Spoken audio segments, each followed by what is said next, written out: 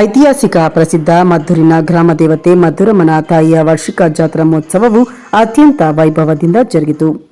ಈ ವರ್ಷದ ಜಾತ್ರೆಯು ಪ್ರಮುಖ ಆಕರ್ಷಣೆಯಾದ ಸಿಡಿರಣ್ಣ ಉತ್ಸವವು ಸಾವಿರಾರು ಭಕ್ತರ ಸಮ್ಮುಖದಲ್ಲಿ ಅತ್ಯಂತ ರೋಚಕವಾಗಿ ನಡೆಯಿತು.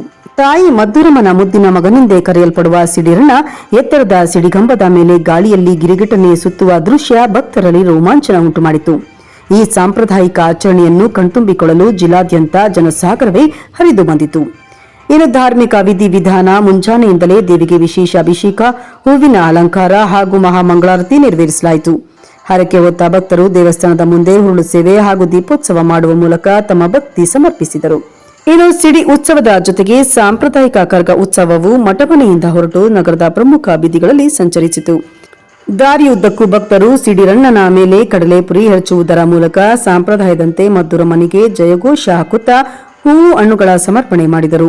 ಜಾತ್ರೆಯ ಅಂಗವಾಗಿ ಕಂಸಾಳೆ, ವೀರಗಾಸೆ ಹಾಗೂ ವಿವಿಧ ಜಾನಪದ ಕಲಾ ತಂಡಗಳು ಉತ್ಸವಕ್ಕೆ ಕಳೆ ತಂದವು.